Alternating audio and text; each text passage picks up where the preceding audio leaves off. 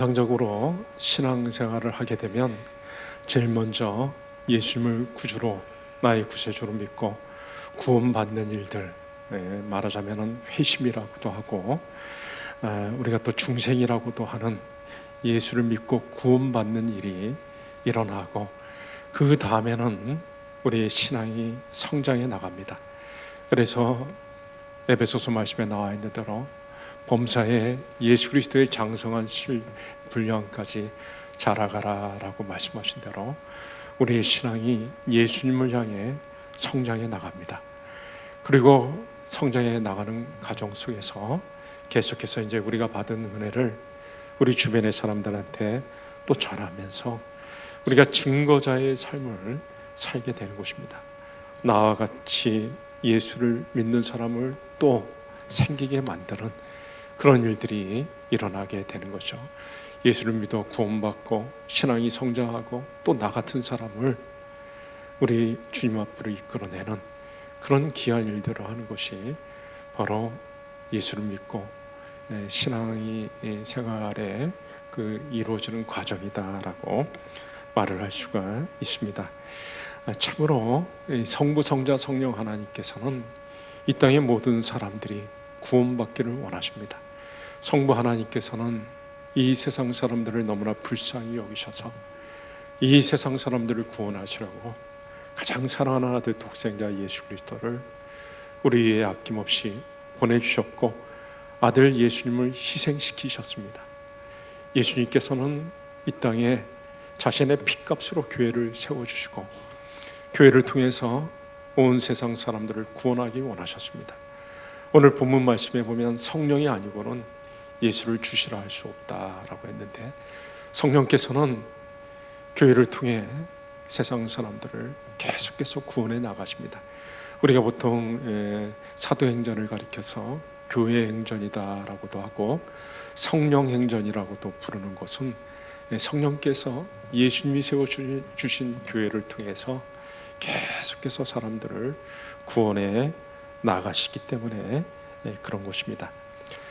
이 땅의 사람들이 구원을 받기 위해서는 오직 예수님을 믿어야 됩니다. 요한복음 3장 16절 우리가 너무나 잘 아는 말씀이죠. 하나님이 세상을 이처럼 사랑하사 독생자를 주셨으니 이는 저를 믿는 자마다 멸망치 않고 영생을 얻게 하려 하심이라. 이 땅의 사람들이 영원한 삶을 사는 것, 생명을 얻는 것은 오직 예수님을 믿어야 되는 것입니다. 누구나 다 구원받아야 되고, 그래서 예수님께서는 교회를 세우셨고 교회를 통해서 사람들을 다 불러주시고, 그리고 교회에서 예배를 드리는 가운데 예수님을 만나도록 그렇게 하셨던 것입니다. 우리가 예수님을 제대로 믿어야 되는데 엉터리로 예수님을 믿어서는 안 됩니다. 로마 정부가 교회를 핍박했을 때 초대교회 성도들은 엄청난 환난과 핍박 가운데서 신앙생활을 해야 됐습니다.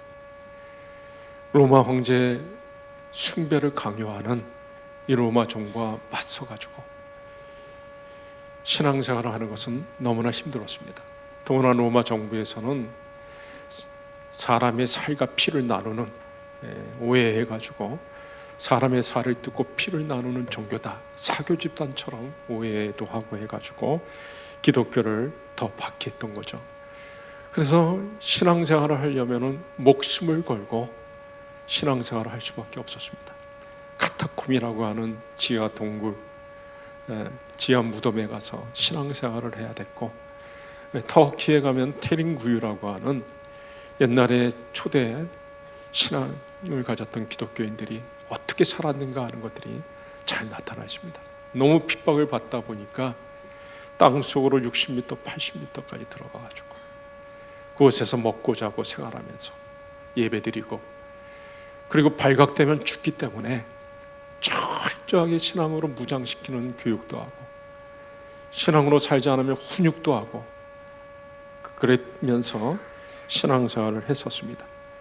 그런데 기독교가 점점 제도화되면서 점점 예수 믿는 사람들이 늘어나면서 로마 정부의 고위 관료들이 예수를 믿게 되었습니다. 그 중에는 콘스탄티누스의 어머니였던 이 황제의 어머니가 예수를 믿게 되면서 콘스탄티누스 황제는 기독교를 공식 종교로 인정하게 되었습니다. 그러고 나서 얼마 있다가 데오도시우스 황제 때는 드디어 기독교가 로마의 국교가 되는 일들이 발생했습니다. 로마 황제부터 예수를 믿어야 된다고 공포를 하고 발표를 했기 때문에 이제는 예수를 믿는 것이 더 이상 환난과 핍박을 당하는 것이 아니라 오히려 출세를 위해서라도 로마 황제가 믿는 기독교를 믿어야 된다. 그래서 정부의 고위 관료들서부터 해가지고 모든 사람들이 교회로 막 쏟아져 들어오기 시작했습니다. 교회에서는 갑자기 밀어닥친 사람들을 교육하는 것이 너무나 힘들었습니다. 전에는 목숨을 걸고 신앙생활을 해야 됐기 때문에 신앙교육을 철저히 했었던 반면에 이제는 막 밀려 들어오는 사람을 감당하지 못해가지고 교육도 제대로 되지 못한 가운데서 이 사람들을 세례를 주기도 하고 그렇게 했던 것이죠.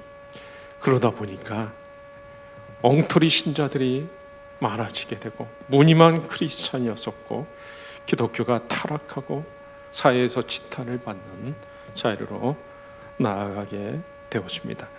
우리는 예수님을 제대로 믿어야 되는데 올바른 신앙 고백을 가져야 되는 거죠. 예수님이 나의 구원자가 되시고 나의 왕이 되신다고 하는 진정한 신앙 고백이 있어야 되는 것입니다. 베드로가 주는 그리스도시요 살아계신 하나님의 아들이니이다 라는 고백은 예수님이 나의 구세주가 되시고 뿐만 아니라 나의 삶의 왕이 되셔가지고 나를 다스리시는 하나님이시다라는 신앙 고백이었던 것입니다. 우리가 예수님을 제대로 믿게 되면, 나의 구세주인 것을 확실히 믿게 되면 우리는 구원에 대해서 흔들리지 않습니다. 그리고 예수님이 나의 왕이신 것을 실제로 내가 믿게 되면 나의 삶이 바뀔 수밖에 없는 것입니다. 그런데 예수님을 제대로 믿지 못하는 사람들, 교회 안에 들어왔는데도 불구하고 예수님을 제대로 믿지 못하는 사람들이 있죠. 예수를 제대로 믿지 못하는 사람들을 보면 너무나 안타깝습니다. 제일 안타까워하시는 분은 바로 하나님이십니다. 하나님께서 구원하시려고 예수님을 보내주셨고 예수님의 피값으로 교회가 세워졌고 구원하시려고 교회 안으로 불러주셨는데도 불구하고 예수님을 제대로 믿지 못하면 하나님은 너무나 안타까우신 것입니다. 제가 담임 목사로서 우리 교회에서 목회를 하면서 제일 안타까운 게 뭐겠습니까? 교회 안에서 신앙생활을 하는데도 불구하고 제대로 예수님을 믿지 못하고 예수님을 향해서 올바른 신앙 고백을 하지 못하는 사람들이 있을 때 담임 목사로서 저는 너무나 안타까운 것입니다. 교회 안에 구원받지 못한 자들이 많이 있는 것입니다. 예수님을 향해 올바른 신앙 고백을 갖지 못한 사람들이 많이 있습니다. 예수님이 나의 구원자가 되신다는 사실을 확신하지 못했기 때문에 언제나 구원에 대해서 막 이렇게 흔들립니다. 그리고 예수님이 왕이 되지 못한 사람들은 자기가 왕이 돼가지고 자기 마음대로 살아갑니다. 예수님도 나를 위해 존재하는 것이고 신앙도 언제든지 때려칠 수 있는 그런 삶을 사는 것입니다. 예수님이 진정한 왕이 되지 못했고 그런 사람들은 천국까지 못합니다. 예수님을 향한 진정한 신앙 고백이 없으면 그것은 진정한 교인이 아니고 진정으로 구원받은 사람이 아니고 진정으로 생명을 얻은 것이 아닙니다. 예수님이 말씀하셨죠. 나더러 주여 주여 하는 자마다 천국에 갈 것이 아니요 하늘에 계시는 아버지의 뜻대로 행하는 자라야 할지니라. 교회에 와서 찬송 부르고 성경 읽고 기도한다고 해가지고 다 천국 가는 것이 아니라 예수님을 향해서 올바른 신앙 고백, 주는 나의 구세주시고 나의 왕이라고 하는 확실한 신앙 고백이 없으면 그 사람은 구원받은 것이 아니고 천국에 갈 수가 없는 것입니다. 안타깝게도 많은 교인들이 제대로 구원받지 못하고 신앙생활하는 사람들이 있는 것입니다. 분명한 구원의 확신도 없고 복음을 제대로 이해하지도 못하고 그렇게 교회에서 예배를 드리고 있는 것입니다. 충격적인 것은요, 그림 1:1 전도 양육 세미나가 있어가지고 지난번에 가서 세미나에 우리 교우들과 같이 참여를 했는데 그 그림으로 복음을 잘 설명해 주는 겁니다. 근데 그 그림으로 전도하는 복음을 잘 전하는 것으로 인해서 정말 그 복음을 받아들이고 많은 사람들이 변화가 일어났습니다. 그리고 그 교재를 사용해서 목사님들이 교회에서 이제 복음을 전하는데 놀라운 것은 그 사역을 하는 교회 목사님들이 깜짝 놀라는 겁니다. 교인들 한 사람 한 사람을 상대로 해가지고 복음을 전해보니까 이 복음을 제대로 이해하지 못한 사람들도 많고 예수님을 제대로 영접하지 못한 사람들도 많고 예수님을 향해 참된 신앙 고백을 가진 사람들이 많지가 않고 그걸 보고 깜짝 놀랐는데 심지어 어떤 목사님은 80% 90%가 참 신앙 고백을 갖지 못하였다. 단 10%만 예수님을 제대로 믿는 사람이었다. 이렇게까지 말하는 목사님이 있었습니다. 여러분, 우리가 교회를 다녀도 예배를 드려도 예수님을 향한 참 신앙 고백이 없으면 우리는 천국에 가지 못하는 것이고 그리고 우리의 신앙도 제대로 성장하지를 않는 것입니다. 교회를 아무리 오래 다녀도 변하지 않는 사람들이 있습니다. 신앙이 성장하지 않는 사람들이 있습니다. 이 사람들은 뭐가 문제입니까? 교육이나 양육을 받지 못해서가 아니라 진짜 필요한 복음에 대해서 제대로 알지 못하기 때문에 예수님을 제대로 믿은 적이 없기 때문에 예수님을 제대로 믿지 않으면 신앙도 성장할 수가 없는 것입니다. 그렇기 때문에 우리 교회가 가장 힘써야 할 일은 항상 예수 그리스도가 올바로 증거되도록 힘을 써야 되는 것입니다. 믿음은 들음에서 나고 들음은 하나님의 말씀, 복음을 잘 들어야지만이 믿음이 생기게 되는 것이죠. 그래서 예배 때마다 예수 그리스도를 중심으로 한 올바른 복음이 선포되어져야 되는 것이고 그리고 제가 소그룹에 대해서 말씀을 드렸지만 교회 안에 있는 여러 모임 소그룹에서 계속 예수님을 중심으로 한 교제가 이루어져야 되는 것입니다. 335로 모일 때마다 예수님을 나눠야 되는 것입니다. 다른 것을 나눠서는 안 되는 것입니다. 우리가 교양으로 거룩해지는 것도 아니고 또 시사적인 것들을 나눈다고 해가지고 우리가 거룩해지는 것이 아닙니다. 정치적인 식견을 가지고 나눈다고 해가지고 우리가 구원받는 것 아닙니다. 거룩해지는 것 아닙니다. 우리가 모였을 때 예수님을 중심으로 해가지고 계속해서 나눠야 되는 거죠. 이 세상의 것들은 나눠도 거기에는 생명이 없습니다. 구원이 없습니다. 오직 하나님의 말씀, 기도, 말씀 중심의 교제가 이루어져야 되는 거죠. 그래서 우리 교회에 속한 성도들은 한 사람 한 사람 다 소그룹에 들어가가지고 그래서 금년에는 남성 목장까지도 다 조직을 한 것입니다. 남성분들이 목장이 없으면 같이 모여가지고 무슨 얘기를 나누겠습니까? 이런저런 얘기를 하다가 이 세상 얘기도 하고 시사적인 얘기도 하고 정치 얘기도 하고 그러면서 지내지 않겠습니까?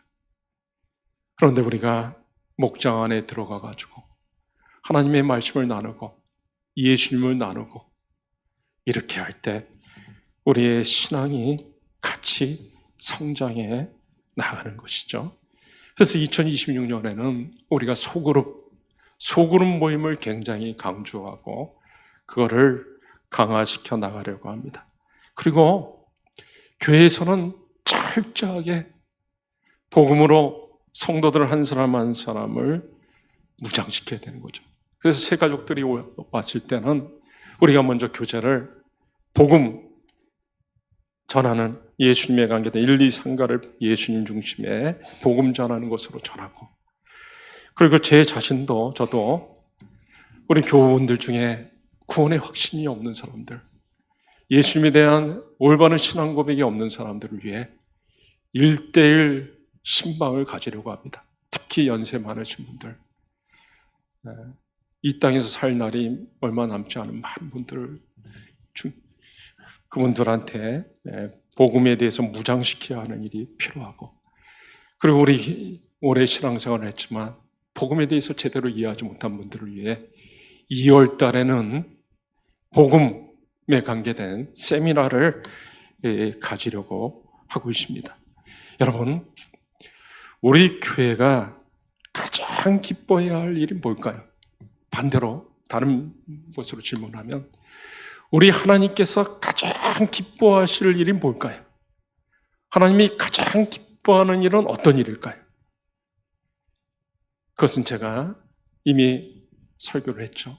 하나님이 우리를 구원하시려고 예수님을 보내셨고, 예수님은 우리를 구원하시려고 교회를 세우셨고, 성령은 교회를 통해서 사람들을 구원해 나가시기 때문에 하나님이 가장 기뻐하시는 것은 구원받는 사람들이 생길 때 가장 기뻐하시는 겁니다. 구원이라고 하는 것은 예수님을 제대로 믿어야지만이 구원을 받는 것이기 때문에, 예수님을 향해서 올바른 신앙 고백이 있을 때 구원을 받는 것이기 때문에, 그래서 교회 안에 자꾸 신앙 고백이 일어나게 될 때, 예수님을 제대로 믿는 사람들이 생길 때 하나님은 너무나 기뻐하시고 어쩔 줄을 몰라 하시는 겁니다. 베드로가 예수님을 제대로 알게 됐을 때 예수님이 베드로를 축복하시며 칭찬하셨습니다. 바요나 시몬아, 네가 복이 있다. 이걸 너에게 알게 한 일은 사람이 아니고 하나님이시다. 하나님이 너를 사랑하셔서 너에게 이런 귀한 것을 예수님에 대해서 깨닫게 하여 주셨다라고 말을 한 거죠. 누가복음 15장에는 내가 너에게 이르노니 죄인 하나가 회개하면 회개할 것 없는 의인 아홉을 인하여 기뻐하는 것보다 더하리라. 한 사람이 예수님을 제대로 믿게 되고 구원을 받게 되면 천국에서는 잔치가 벌어지는 것입니다. 우리 교회에서 가장 기뻐해야 할 일이 뭐가 있습니까? 담임 목사인 제가 가장 기뻐해야 할 일이 뭐겠습니까? 여러분들이 사회에 나가서 잘 되고 사업도 잘 하시고 취직도 잘 되고 출세도 하고, 그것도 저에게 큰 기쁨이 되겠지만 담임 목사인 저에게 가장 큰 기쁨은 여러분 한 사람 한 사람이 예수님을 제대로 믿고 예수님을 향해서 올바른 신앙 고백을 하는 것.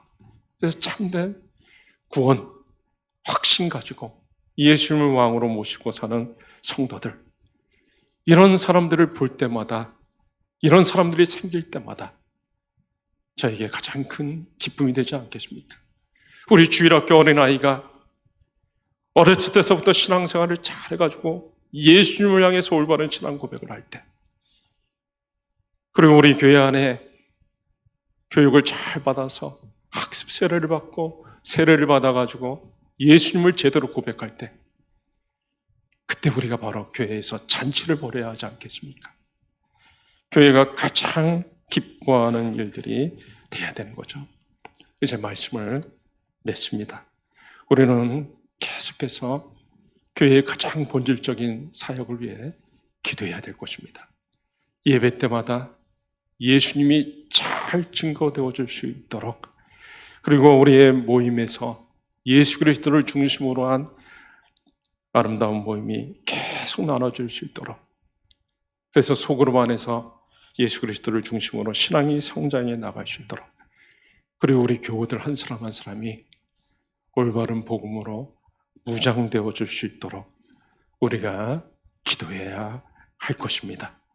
이 시간에 우리 같이 한번 말씀 붙잡고 한 1, 2분 정도만 같이 간절히 기도하기를 원합니다. 예수 그리스도가 참으로 우리의 구원자가 되시고 우리의 왕이 되시는 참 신앙 고백에 우리 교회 안에 가득하게 하여 주시옵소서.